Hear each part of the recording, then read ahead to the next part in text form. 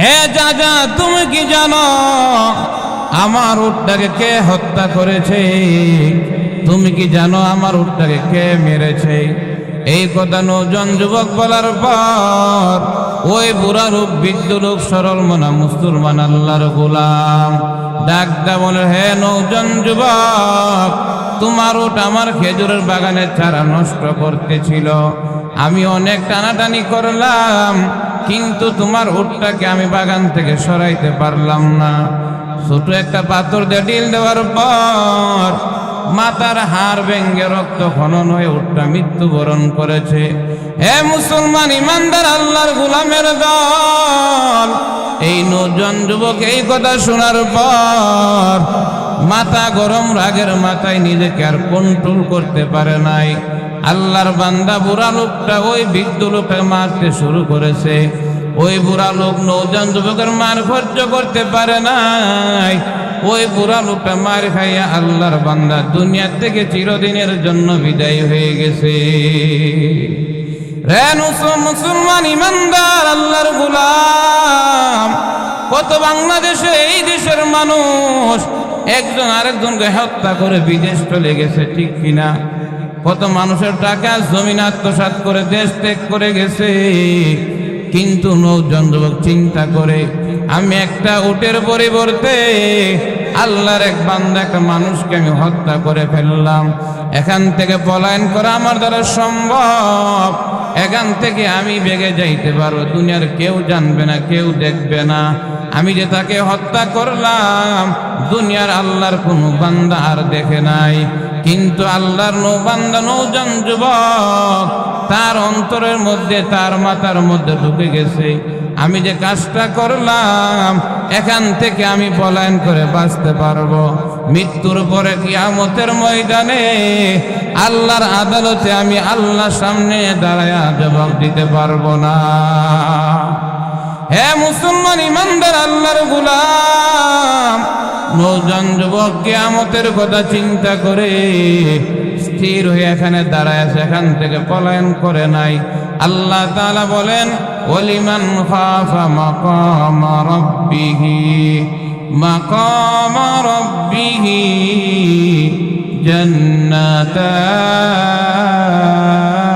জান্নাতান।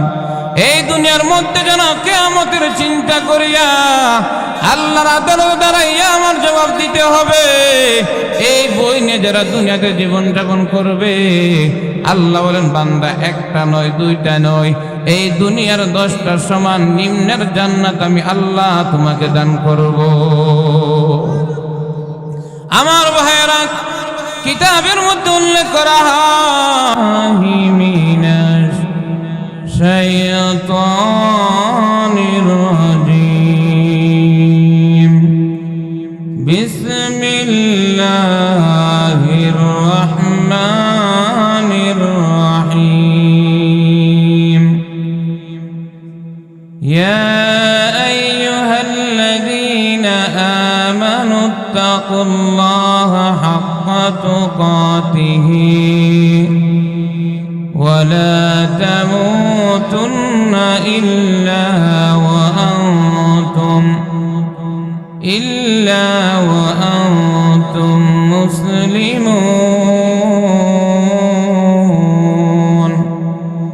ওয়া ফি আয়াতিন উখরা, ইন্নামাল মুমিনুনা ইখওয়াতুন ফাসলিহু বাইনা আখাওয়াইকুম ওয়াত্তাকুল্লাহা লাআল্লাকুম তুরহামুন। قال النبي صلى الله عليه وسلم، حرمت النار على 3 أعين، عين بكت من خشية الله، وعين سهرت في سبيل الله، وعين غدت عن محارم الله، أو كما قال عليه الصلاة والسلام। بارك الله لنا ولكم في القرآن العظيم ونفعنا وإياكم بالآيات والذكر الحكيم زبان খুলে অন্তর থেকে মহব্বত দুরূদ শরীফ পড়ি সাল্লাল্লাহু আলা সাইয়্যিদিনা ওয়া মাওলানা মুহাম্মদ ওয়া আলা আলিহি ওয়া আসহাবিহি ওয়া সাল্লাম। কত মানুষ শুইয়া আছেন কবরের মুর্দার, দুয়ার মানুষ নাই রে বুঝি সংসারে আমার। সাল্লাল্লাহু আলা সাইয়্যিদিনা ওয়া মাওলানা মুহাম্মদ ওয়া আলা আলিহি وأصحابه وسلم। أما يبا ياسين جارا خبره মাফ করে দাও দয়াল নবীর খাতিরে। সাল্লাল্লাহু আলা سيدنا ومولانا محمد وعلى آله وأصحابه وسلم بلغ العلا بكماله كشف الدجى بجماله حسنت جميع خصاله صلوا عليه وآله لا إله إلا الله لا إله محبت لا إله إلا الله لا إله জন্নতের হুর পরীরা করছে এই নাম সাধনা, সভ্যদারি ওলিরা করছে এই নাম জপনা। লা ইলাহা ইল্লাল্লাহ লা ইলাহা ইল্লাল্লাহ লা ইলাহা ইল্লাল্লাহ মুহাম্মাদুর রাসূলুল্লাহ সাল্লাল্লাহু আলাইহি ওয়াসাল্লাম। আলহামদুলিল্লাহ, রামরাইল পশ্চিমপাড়া সত্যের দিশারি ইসলামী যুব সংগঠনের উদ্যোগে অষ্টম বার্ষিক সভা উপলক্ষে ইসলামী মহাসম্মেলনের শ্রদ্ধাভাজন সভাপতি হযরত মাওলানা খায়রুজ্জামান সাহেব দামাত বরকাতুহুম, প্রধান অতিথি আলেম উলামাদের সেরে তাজ প্রখ্যাত আলেম দ্বীন আল্লামা আলহাজ হযরত মাওলানা শেখ সাদিদুর রহমান সাহেব দামাত বরকাতুহুম, বিশেষ অতিথি মিষ্টভাষী বক্তা হযরত মাওলানা জালালউদ্দিন আল হুসাইনি সাহেব দামাত বরকাতুহুম, বিশেষ বক্তা হযরত মাওলানা মুফতি নিজামুল ইসলাম সিরাজি সাহেব দামাত বরকাতুহুম, হযরত মাওলানা মুফতি হুসাইন আহমদ সাহেব, হযরত মাওলানা মুফতি সাইদ আল হাবিবি সাহেব দামাত বরকাতুহুম সহ দিগার মুআজ্জাজ মুকাররম উলামায়ে কেরাম, সমবেত প্রাণপ্রিয় মুসলমান দিনদরদি ভাই বোনেরা, যারা আমরা বাড়ি ঘরে দোকানপাটে বসে আছি, আগামীকাল কাউকে এখানে আসার জন্য বলা হবে না। এই জন্য অল্প সময় আমি আপনাদের সামনে কিছু কথা বলবো, ইনশাআল্লাহ এরপরে বিদায় নিব। সকলেই মেহেরবানি করে মাহফিলের প্যান্ডেলে চলে আসি, আমরা কেউ বাড়ি ঘরে বসে না থাকি। আল্লাহ তাআলা আমাদের সকলকে কবরের চিন্তা, পরকালের চিন্তা করে দ্বীনের মজলিসে আসার এবং বসার তৌফিক দান করে সকল আমিন। আমি ভূমিকা লম্বা না করে সরাসরি আলোচনার দিকে যাইতে চাই। আল্লাহ তাআলা আমার তেলাওয়াতকৃত আয়াতের মধ্যে বলেন, ইয়া আইয়ুহাল্লাযীনা আমানুত্তাকুল্লাহ হাক্কা তুকাতিহি ওয়া লা তামুতুন্না ইল্লা ওয়া আনতুম মুসলিমুন।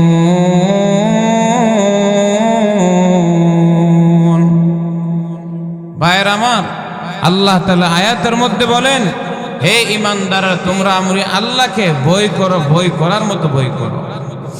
যদি আমরা আল্লাহকে ভয় করার মতো ভয় করি, কোন যুবক রাত্রে ফেসবুক টিপে ইন্টারনেট টিপে রাত কাটাইবে না। যদি আল্লাহকে ভয় করার মতো ভয় করতাম, তাহলে আমাদের সমাজে সুদ ঘুষ থাকতো না। কথা ঠিক না বেঠিক? যদি আল্লাহকে ভয় করার মতো ভয় করতাম, নির্বাচনে আমরা ভোট দুম একজনকে, টাকা দুম আরেকজনকে দেখাবো, এটা করতো না। কথা ঠিক না বেঠিক? বুঝো না ভাইয়ের আমার, যদি আল্লাহর ভয় আমাদের অন্তরে থাকে, তাহলে আমরা একজন আরেকজনের পিছে লাগতাম না, কেউ কাউকে বাস দিতাম না। কথা ঠিক না বেঠিক? আসুন, আল্লামা ইবনে কাসির রহমাতুল্লাহ আলাই, ইনি তাফসীর ইবনে কাসির লিখছেন আরেকটি কিতাব, গুরুত্বপূর্ণ একটি কিতাব, আল বিদায়া ওয়ান নিহায়া। এই কিতাবটা ইনি লিখছেন এই আয়াতের অনুকূলে সুন্দর একটি ওয়াকিয়া, যেটা আমার আপনার জীবন পরিবর্তন হইতে পারে, গুরুত্বপূর্ণ একটা ওয়াকিয়া ইনি লিখছেন। ইনি বলেন যে মদিনার থেকে 350 মাইল দূরে এক যুবকের বাড়ি, সে যাবে মদিনায়। সেই নৌজন যুবক আল্লাহর গোলাম উট নিয়ে মদিনার দিকে রওনা হয়ে গেছে। মরুভূমির পথ, যারা সৌদি আরব থাকে তারা বুঝে গরম কত প্রকার কি কি। কথা ঠিক কিনা? এই বছর আমাদের বাংলাদেশের মানুষ বুঝতে পারছে গরম কাকে বলে। কথা ঠিক কিনা? সেই আল্লাহর বান্দা যতটুকু রাস্তা আগায়, রাত্রে দিনে চলতে পারে না, কারণ মরুভূমির পথ। তখন আল্লাহর গোলাম প্রায় অর্ধেক রাস্তা অতিক্রম করে ফেলেছে। আল্লাহর বান্দা একটু রেস্ট নেওয়ার জন্য, বিশ্রাম নেওয়ার জন্য একটা খেজুরের গাছের নিচে শুইছে। উটটাকে বাঁধা হয়েছে, তবে উটটা হালকা বাঁধা হয়েছে। যুবক শুইতে দিরি, ঘুমাইতে দিরি না। ওই দিকটা ওদের রশি বান খুলে এক বৃদ্ধ লোক, যেখানে চারা চাষ করে, যেখানে খেজুর গাছের চারা লাগায়, যেমন আমাদের বর্তমান সমাজে প্রজেক্ট করে, বেগুনের প্রজেক্ট করে না, এইরকম। তখন আল্লাহর গোলাম ঘুমায় গেছে। ওই দিক দিয়ে উট যাইয়া এক বৃদ্ধ লোকের খেজুরের বাগানে চারা নষ্ট করে ফেলতেছে। বৃদ্ধ লোক শরীর দুর্বল, শক্তি কম, রশিদ টানতেছে কিন্তু আনতে পারে না। হঠাৎ করে পাথর, ছোট্ট একটা পাথর দিয়ে ডিল দেওয়ার সাথে সাথে ওই উটের মাথার হাড় ছিদ্র হয়ে রক্ত খনন অবস্থা উটটা মৃত্যুবরণ করে।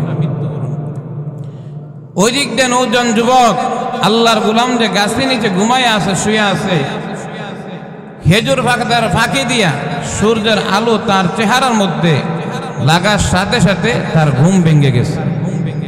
পেটে খানা নাই, মুসাফির মানুষ,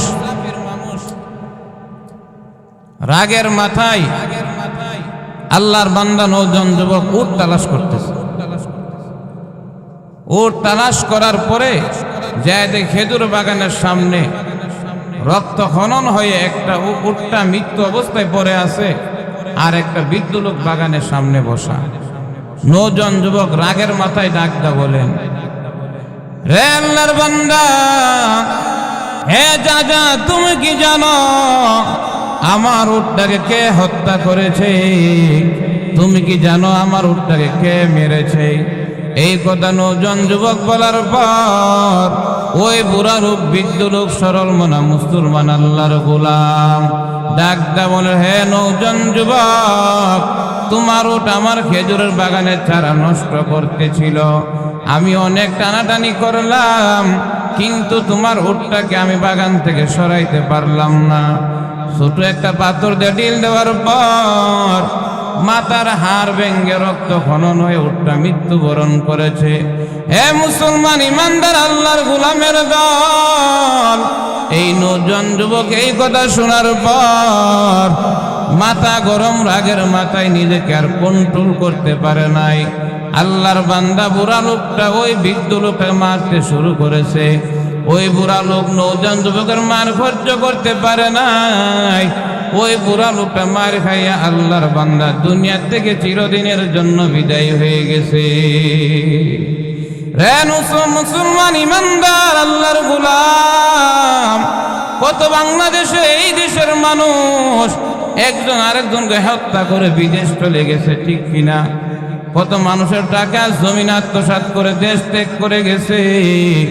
কিন্তু নৌজন যুবক চিন্তা করে, আমি একটা উটের পরিবর্তে আল্লাহর এক বান্দা একটা মানুষকে আমি হত্যা করে ফেললাম। এখান থেকে পলায়ন করা আমার দ্বারা সম্ভব।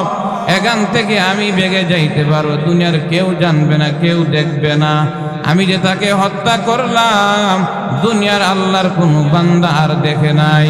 কিন্তু আল্লাহর বান্দা নৌজন যুবক তার অন্তরের মধ্যে, তার মাথার মধ্যে ঢুকে গেছে, আমি যে কাজটা করলাম এখান থেকে আমি পলায়ন করে বাঁচতে পারবো। মৃত্যুর পরে কিয়ামতের ময়দানে আল্লাহর আদালতে আমি আল্লাহর সামনে দাঁড়ায়া জবাব দিতে পারবো না। হে মুসলমান ইমানদার আল্লাহর গোলাম, নৌজন যুবক কিয়ামতের কথা চিন্তা করে স্থির হয়ে এখানে দাঁড়ায় আছে, এখান থেকে পলায়ন করে নাই। আল্লাহ তাআলা বলেন, ওয়ালিমান খাফা মাকামা রাব্বিহি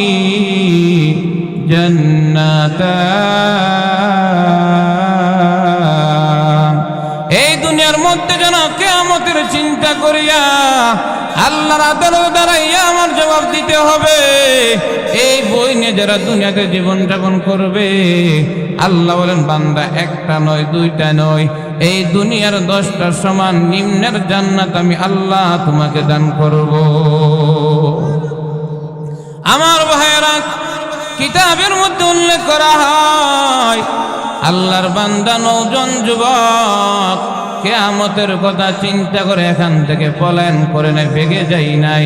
এখানে যখন দাঁড়ায় আছে, ওই দিক দিয়া বুড়া লোকের 2 সন্তান যারা বাবার তালাশে বাড়ি থেকে বের হয়ে গেছে, বাবাকে অনেক খোঁজাখুঁজির পর, অনেক তালাশ করার পর কোথাও বাবাকে পাইতেছে না।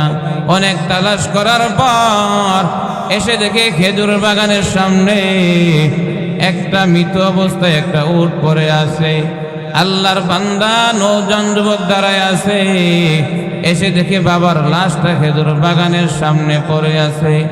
সন্তান 2টা এই অবস্থা দেখার পর তখন নৌজন যুবককে ডাক দেয়া বলে, হে আল্লাহর গোলাম নৌজন যুবক, আমরা বুড়া লোকের 2 সন্তান, সত্যি করে বলো আমাদের বাবাকে কে হত্যা করেছে?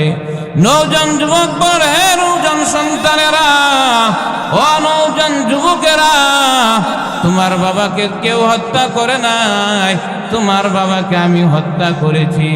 আমার উটকে তোমার আব্বা হত্যা করেছে। আমি রাগের মাথায় মুসাফির মানুষ, নিজেকে কন্ট্রোল করতে পারি নাই। উটের পরিবর্তে আমি নৌজন যুবক তোমাদের আব্বাকে আমি হত্যা করেছি। আপনার বাবারকে চোর দিলে মাথার গরম দিত কেনা? আমার ভাইয়েরা, সেই নৌজন যুবক এই কথা বলার পর 2 সন্তান মাথা গরম হয়ে গেছে, চেহারা লাল হয়ে গেছে। তখন নৌজন যুবক বলে, রে নৌজন যুবকেরা, টেনশন করার কোনো কারণ নাই, চিন্তা করার কোনো কারণ নাই। যদি আমি এখান থেকে তোমাদেরকে ভয় করতাম, দুনিয়ার মধ্যে যদি আমি আসামি না হইতে চাইতাম, তোমরা কেউ দেখো নাই, দুনিয়ার কেউ জানে না, আমি তোমাদের বাবাকে হত্যা করে এখান থেকে আমি বেগে যাইতাম। রে নৌজন যুবকেরা শোনো, চিন্তার কোনো কারণ নাই, তোমরা রাগ হইও না, আমার ব্যাপারে কোনো টেনশন করার প্রয়োজন নাই। খলিফাতুল মুসলিমিন আমিরুল মুমিনিন হযরত ওমর রাদিয়াল্লাহু আনহুর কাছে আমাকে নিয়ে যাও। কুরআন হাদিস অনুযায়ী আল্লাহর পয়গম্বর সাহাবী হযরত ওমর যে সিদ্ধান্ত আমার ব্যাপারে দিবে, সেই সিদ্ধান্ত মানার জন্য আমি নৌজন যুবক রেডি হয়ে গেলাম। আর জোরে কন্যা সুবহানাল্লাহ। হে মুসলমান ইমানদার আল্লাহর গোলাম, ওই দুই নৌজন যুবক, এই যুবককে নিয়ে আমিরুল মুমিনিন খলিফাতুল মুসলিমিন হযরত ওমর রাদিয়াল্লাহু আনহুর কাছে নিয়ে রওনা হয়ে গেল। আল্লাহ নবীর সাহাবীর সামনে হাজির হওয়ার পর দুই নৌজন যুবক বলল, ও খলিফাতুল মুসলিমিন, ও আমিরুল মুমিনিন, এই নৌজন যুবক আমার বাবাকে তার একটা উটের পরিবর্তে আমার বাবাকে হত্যা করে ফেলেছে। এই জন্য বাবার হত্যার বিচার আপনার কাছে দিলাম। আপনি যেই ফায়সালা দিবেন সেই যুবক সেই ফায়সালা মানার জন্য প্রস্তুত আছে। আল্লাহ নবী ইসলামী খলিফাতুল মুসলিমিন আমিরুল মুমিনিন হযরত ওমর রাদিয়াল্লাহু আনহু ডাক দেন, হে নওজোয়ান যুবক, তোমার একটা উটকে হত্যা করেছে, একটা উট তোমাকে দিয়া দিলে হয়তো, যেহেতু তুমি উটের পরিবর্তে মানুষ হত্যা করেছো, এই জন্য তুমি তৈরি হয়ে যাও, এই মুহূর্তে তোমাকে মৃত্যুদণ্ড দেওয়া হবে। জাল্লাদ রেডি হয়ে গেল মৃত্যুদণ্ড দেওয়ার জন্য। এমন সময় খলিফাতুল মুসলিমিন আমিরুল মুমিনিন হযরত ওমর রাদিয়াল্লাহু আনহু বলেন, রে নওজোয়ান যুবক, একটু পরে তোমাকে মৃত্যুদণ্ড দেওয়া হবে। আমি তোমার থেকে জানতে চাই, মৃত্যুর আগে তোমার মনের কোনো চাহিদা, মনের কোনো আশা আছে কিনা? কথা ঠিক নেই। যখন মানুষ অসুস্থ হয়ে যায়, ক্যান্সার রোগে আক্রান্ত হয়ে যায়, তখন ডাক্তার বলে দে আপনার বাবাকে যা খাওয়াইবার খাওয়াইলেন, আর বেশি দিন টিকতো না, 2 মাস টিকব। কথা ঠিক নেই। সন্তানেরা বলে, বাবা তোমার মনের কোনো আশা আছে, মৃত্যুর আগে আমাদের কাছে বলে দাও। কথা ঠিক কিনা? ঠিক তেমনি ভাবে খলিফাতুল মুসলিমিন আমিরুল মুমিনিন হযরত ওমর রাদিয়াল্লাহু আনহু বলে, হে নওজোয়ান যুবক, বলো তোমার মৃত্যুর আগে মনের কোনো আশা আছে কিনা? সেই নওজোয়ান যুবক বলেন, ও খলিফাতুল মুসলিমিন, ও আমিরুল মুমিনিন ওমর, আমার মনের একটা আশা আছে, আমি জানি না মৃত্যুর আগে আমার ওই আশাটা পুরা হবে কিনা।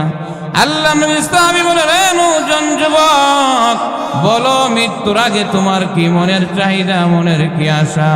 ও খলিফাতুল মুসলিমিন ওমর, আমার বাড়ি থেকে ইহুদির বাড়ি অনেক দূরে, আমার বাড়ির কেউ ওই ইহুদিকে চিনে না, ওই ইহুদিও আমার বাড়ির কাউকে চিনে না, কিন্তু আমাকে মুসলমান হিসাবে বিশ্বাস করিয়া অনেক টাকা পয়সা আমার বাকি দিয়েছিল।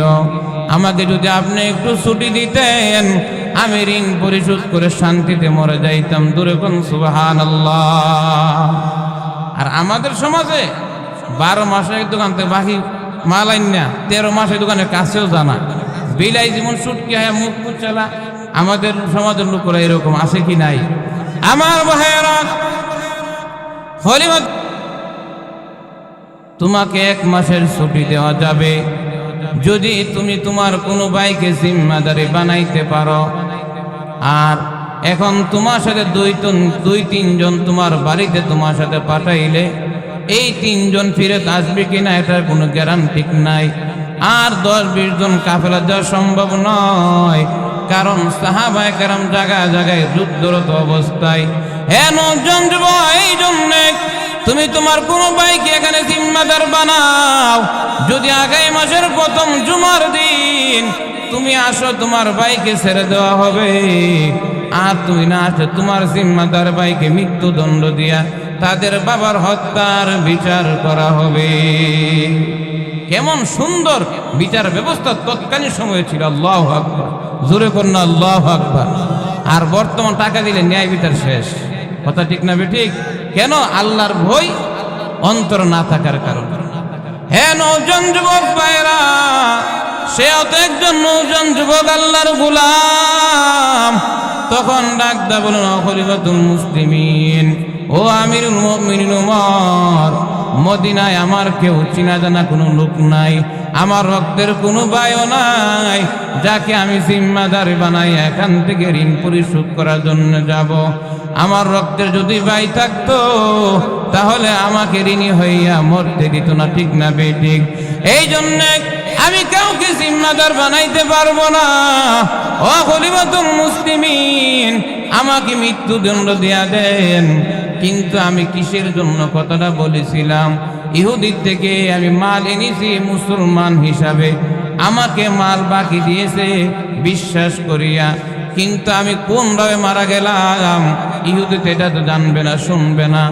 মুসলমানকে ধিক্কার দিয়া বলবে মুসলমান হইল বাটপারের দল, কথা ঠিক কিনা? কেমন চিন্তা করেছে নৌজন আল্লাহর গোলাম।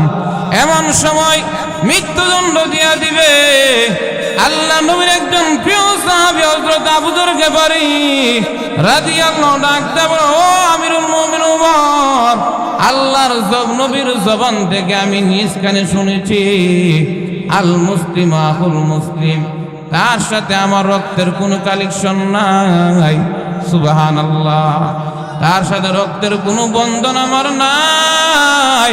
ও আমিরুল মুমিনিন ওমর, আল্লাহর নবীর জবান থেকে আমি শুনেছি, নবী বলেছেন মুসলমান পরস্পর ভাই ভাই। আল্লাহ কোরআনে বলেছেন, ইন্নামাল মুমিনুনা ইখওয়াতুন ফাসলিহু বাইনা আখাওয়াইকুম ওয়াত্তাকুল্লাহা লাআল্লাকুম তুরহামুন। আল্লাহ বলেন, ইমানদার মুসলমান পরস্পর ভাই ভাই, তোমরা নিজেদের মধ্যে শান্তি স্থাপন করো, এই ব্যাপারে আমি আল্লাহকে ভয় করো, তোমরা আমি আল্লাহর অনুগ্রহ পাইবা। জোরে কোন আলহামদুলিল্লাহ। আমার ভাইয়েরা, আবু যর গিফারী রাদিয়াল্লাহু আনহু কথা বলার পর খলিফাতুল মুসলিমিন আমিরুল মুমিনিন হযরত উমর রাদিয়াল্লাহু ডাকতে বলেন, রে নৌজন যুবক, যাও, তোমাকে 1 মাসের ছুটি দেওয়া হইল ঋণ পরিশোধ করার জন্য। যদি আগামী মাসের চাঁদের প্রথম জুমায় মসজিদে নববীর মধ্যে জুমার নামাজ আদায় করবা। যদি তুমি আসো, তোমার জিম্মাদার ভাই আবু যর গিফারীকে মুক্তি দেওয়া হবে। আর যদি ফেরত না আসো, তোমার ভাই আবু যর গিফারীকে মৃত্যুদণ্ড দিয়া তাদের বাবার হত্যার বিচার মদিনাতে করা হবে। আল্লাহ নবীর সাহাবী হযরত উমর এই কথা বলার পর নৌজন যুবক চলে গেল ঋণ পরিশোধ করার জন্যে। আর দুই সন্তান, 2 নৌজন যুবক বাবার হত্যার বিচার দাবি করেছিল, তাদেরকে বলল, তোমরা এখন চলে যাও। আগামী মাস যখন বিকালবেলা আবার রওনা দিয়েছে, ওই বান্দাকে জানায় দিয়েছেন, রে আল্লাহর গোলাম, আল্লাহ জানায় দিয়েছে তোমাকে আল্লাহ জাহান্নামে দেওয়ার সিদ্ধান্ত নিয়েছে। মুসা আলাইহিস সালাম আবার কিছুদিন পরে আল্লাহ তাআলার কথা বলার জন্য গেলেন। আল্লাহ তাআলা কথার ফাঁকি দিয়া বললেন, ও মুসা পয়গম্বর, কিছুদিন আগে যে বান্দাকে তুমি বলেছিলে জাহান্নামে আমি আল্লাহ দিব, আমি আল্লাহ নতুন করে সিদ্ধান্ত নিলাম, ওই বান্দাকে আমি জাহান্নামে দিব না, আমি আল্লাহ তার মৃত্যুর পরে আমার তৈরি জান্নাত তাকে আমি দান করে দিব। মুসা আলাইহিস সালাম বলেন, হে রব্বুল আলামিন, তুমি তো কিছুদিন আগে বলে তো জাহান্নামে দিবা, আল্লাহ নতুন করে ফায়সালা জান্নাতে দিবা। আল্লাহ বলেন, মুসা পয়গম্বর, আমার বান্দাকে যখন জানায় দিয়েছো জাহান্নামে আমি আল্লাহ তাকে দিব, বান্দা ঘুমাই না, খাই না, শুধু একটা বলে আমি আল্লাহর কাছে কান্নাকাটি করে, আল্লাহ যখন তুমি সিদ্ধান্ত নিয়েছো আমাকে জাহান্নামে দিবা, আমাকে এমন বৃহৎ বানাইয়া দিবা জাহান্নাম দ্বারা যেন আমি একাই ভরপুর হয়ে যাই, তোমার দ্বিতীয় বান্দা বান্দি যেন জাহান্নামে না যাইতে পারে। হে মুসা পয়গম্বর, আমার বান্দা অপর বান্দা বান্দির প্রতি এত মায়া এত মোহাব্বত, আমি আল্লাহ বান্দার প্রতি মোহাব্বত দেখিয়া আমার রহমতের দরিয়া জোশ এসে গেছে। এই জন্য আমি আল্লাহ নতুন করে সিদ্ধান্ত নিলাম, তাকে আমি জাহান্নামে দিব না। বান্দার প্রতি বান্দার মোহাব্বত দেখিয়া আমি আল্লাহ তাকে জান্নাতে দেওয়ার ফয়সালা করেছি। আল্লাহ নবী বলেন, হে জিবরাইল, আমার সাহাবী আবু যর গফারের মধ্যে 2 নম্বর কি আমল? হাদিস শরীফে মিশকাত শরীফের হাদিস আছে, আল্লাহ নবী বলেন, যদি একবার কেউ কুল আল্লাহ সূরা তেলাওয়াত করে, আল্লাহ তাকে 10 পারা কোরআন তেলাওয়াতের সওয়াব দান করবে। আর আস্তে কোন সুবহানাল্লাহ। আল্লাহ নবী বলেন, ও সাহাবায়ে কেরাম, যদি কেউ 2 বার কোরআন সূরা ইখলাস তেলাওয়াত করে, আল্লাহ তাকে 20 পারা তেলাওয়াতের সওয়াব দান করবে। যদি 3 বার কুল আল্লাহ সূরা কেউ তেলাওয়াত করে, আল্লাহ তাকে পুরা কোরআন খতমের সওয়াব দান করবে। ও পয়গম্বর রাহমাতুল লিল আলামিন, আপনার সাহাবী আবু যর গফারি এত কুল আল্লাহ এত সূরা ইখলাস তেলাওয়াত করে, এত আমল নামায় তার আমল নামায় কোরআন খতমের সওয়াব জমা হয়েছে, যা অন্য মানুষের আমল নামায় এত কোরআন খতমের সওয়াব নাই। দামি সাহাবী। সারা মদিনায় কান্নার রোল পড়ে গেল। যখন জল্লাদ রেডি হয়ে গেল মৃত্যুদণ্ড দেওয়ার জন্যে, এমন সময় 2 নৌজন যুবক দাঁড়ায় গেছে। রে জল্লাদ থামো, ও খলিফাতুল মুসলিমিন আমিরুল মুমিনিন, একটু অপেক্ষা করেন। ওই যে দেখা যায় মদিনার বালুজর উঠায় কে যেন ঘুরা ঘুরায় মদিনার দিকে আসতেছে। হে খলিফাতুল মুসলিমিন, একটু অপেক্ষা করেন, দেখি কে মদিনায় আসে। দেখি একটু পরে দেখা যায় যেই 9 জন যুবকের জিম্মাদারি আবু যর গফারি রাদিয়াল্লাহু তাআলা গ্রহণ করেছিল, ওই 9 জন যুবক উট দুরাইয়া ঘোড়া দুরাইয়া আল্লাহ নবী সাহাবী হযরত ওমর রাদিয়াল্লাহু আনহু দিকে আসতেছে। আর জোরে কন্যা সুবহানাল্লাহ। হে মুসলমান ইমানদার আল্লাহর গোলাম, 9 জন যুবক ঘোড়ার দিকে লাফ দিয়া নামার পর ডাক দা বলেন, ও খলিফাতুল মুসলিমিন, ও আমিরুল মুমিনিন, ও খলিফাতুল মুসলিমিন আমিরুল মুমিনিন। আমি 9 জন যুবক 350 মাইল ঘোড়া দুরায় আমি এসেছি পাক হইয়া পবিত্র হইয়া কবরে যাওয়ার জন্যে। ও আমিরুল মুমিনিন, আমার ভাই আবু যর গফারিকে ওই ফাঁসির মঞ্চ থেকে আপনি নামায়া দেন, আমি নাপাক হইয়া কবরে যাইতে চাই না। আল্লাহর নবী সাহাবী এই কথা বলার পর খলিফাতুল মুসলিমিন আমিরুল মুমিনিন হযরত ওমর রাদিয়াল্লাহু আনহু যুবককে বুকের মধ্যে জড়াইয়া কপালের মধ্যে চুমু দিতে শুরু করেছে। ডাক দেয়া বলে, হে 9 জন যুবক, আল্লাহ তাআলা তোমাকে মাফ করে দিয়েছে, জান্নাতের তালিকায় তোমার নাম লিখে দিয়েছে।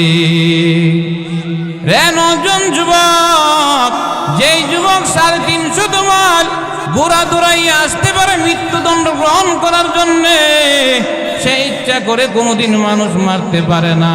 তবে ইসলামের বিধান, দুনিয়ার আইন, দুনিয়ার নিজাম ঠিক রাখতে হবে। এই জন্য খলিফাতুল মুসলিমিন আমিরুল মুমিনিন হযরত ওমর রাদিয়াল্লাহু আনহু একটা পবিত্র মানুষকে উঠাইয়া আরেকটা পবিত্র মানুষকে নামাইতেছে। সারা মদিনায় কান্নার রোল পড়ে গেল। এমন সময় যখন জল্লাদ রেডি হয়ে গেল ওই 9 জন যুবককে মৃত্যুদণ্ড দেওয়ার জন্যে, এমন সময় দেখা যায় এই 2 জন যুবক সন্তান বাবার হত্যার বিচার দাবি করেছিল। তারা দাঁড়ায় বলতেছে, ও খলিফাতুল মুসলিমিন, ও আমিরুল মুমিনিন, আমরা ওই 2 যুবক যারা বাবার হত্যার বিচার দাবি করে আপনার কাছে তাকে আসামি করেছিলাম, আমরা আজকে নতুন সিদ্ধান্ত নিলাম, আমরা 2 জন যুবক বাবার হত্যার বিচার ক্ষমা করে দিলাম। আর জোরে কন্যা সুবহানাল্লাহ। ইন্নামাল মুমিনুনা ইখওয়াতুন ফাসলিহু বাইনা আখাওয়াইকুম ওয়াত্তাকুল্লাহা লাআল্লাকুম তুরহামুন। আল্লাহ বলেন, ঈমানদার পরস্পর ভাই ভাই তোমাদের মধ্যে শান্তি স্থাপন করো এবং আমি আল্লাহকে ভয় করো। আল্লাহকে ভয় করার কারণে দেখছেন আল্লাহ যুবককে পরকালে তো মাফ করবে, দুনিয়াতে আল্লাহ তাকে শান্তির এবং মৃত্যুদণ্ড থেকে আল্লাহ তাকে করছেন, হেফাজত করছেন। জোরে কোন সুবহানাল্লাহ। কি করিলাম দুনিয়াতে আসিয়া, চিন্তা করে দেখো রে মন বসিয়া, চিন্তা করে দেখো রে মন বসিয়া, দুনিয়ারি যখনই চলিয়া যাবে প্রাণ পাখি, পাখি যখন ফাঁকি দিয়া চলিবে, সোনার কায়া কবরেতে শুয়াইবে, বড় বাড়ি বড় ঘর বান্দিয়া, 3.5 হাত জায়গায় রবে পড়িয়া, 3.5 হাত জায়গায় রবে পড়িয়া। কি করিলাম দুনিয়াতে আসিয়া, চিন্তা করে দেখো রে মন বসিয়া। না হুজুর নিয়ে আসেন।